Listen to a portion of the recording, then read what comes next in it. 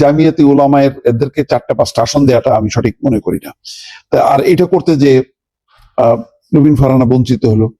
রুমিন ফারহানা শুধু বঞ্চিত না, রুমিন ফারহানা যেহেতু দাঁড়াবেনি সেই কারণে দল থেকে তাকে বহিষ্কার করা হয়েছে। রুমিন ফারহানা কবিতার সুরে একটা কথা বলেছেন, ইন্টারেস্টিং। যখন তোমার কেউ ছিল না তখন ছিলাম আমি, এখন তোমার সব হয়েছে, পর হয়েছি আমি।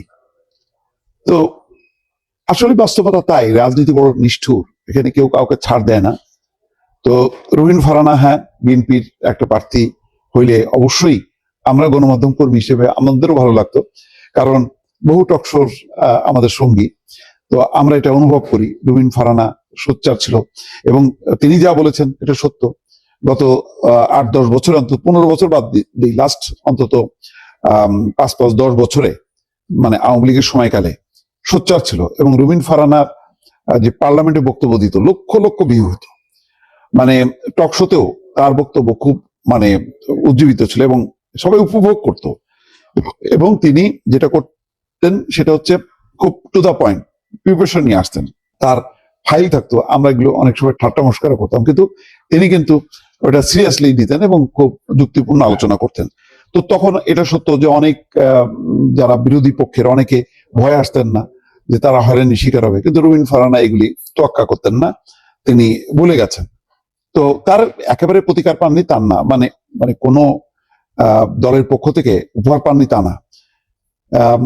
2018 সেই দিনের ভোট রাতের সেই পার্লামেন্টে বিএনপির 5-6 জন বা 7 জন ছিল, সেখান থেকে সংরক্ষিত মহিলা আসনে কিন্তু তাকে নমিনেশন দেওয়া হয়েছিল এবং সেটা খুব কাজে লেগেছিল। এখন তিনি সংরক্ষিত আসনে এমপি হতে চান না, তিনি সরাসরি আসনে এমপি হতে চান। তো এখন আবার দলের পক্ষে অ্যাকোমোডেট করা যায়নি, কারণ ব্রাহ্মণবাড়িয়া 2 ওই আসনটায় আবার জমিয়তে উলামায়ের এক প্রবীণ নেতাকে দিতেই হইতো আর কি, আর কোনো অপশন ছিল না। অপশন থাকলে হয়তো দেওয়া যেত। তারপর আমি এই জামিয়াতে উলামায়ের এদেরকে 4-5টা আসন দেওয়াটা আমি সঠিক মনে করি না। আর এটা করতে যে রুমিন ফারহানা বঞ্চিত হলো। রুমিন ফারহানা শুধু বঞ্চিত না, রুমিন ফারহানা যেহেতু দাঁড়াবেনি সেই কারণে দল থেকে তাকে বহিষ্কার করা হয়েছে।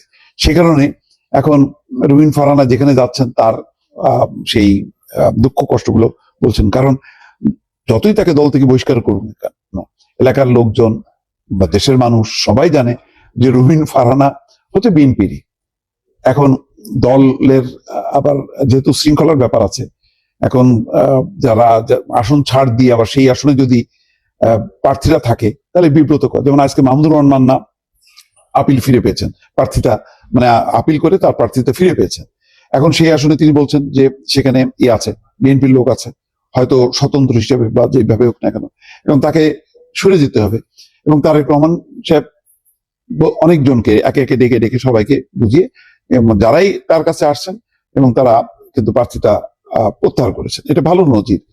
তো মাহমুদুর রহমান মান্নার এখন এক খসখস করছে, তার শেষ সময় পেয়েছেন, ফলে কোনো উপায় নেই।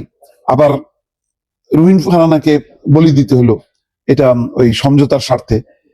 তো আবার সেটাও যেমন সঠিক, আবার রুমিন ফারহানা যে আক্ষেপটা করছেন, যে কবিতার সুরে যে কথা বলছেন, যখন তোমার কেউ ছিল না তখন ছিলাম আমি, এখন তোমার সব হয়েছে, পর হয়েছে আমি।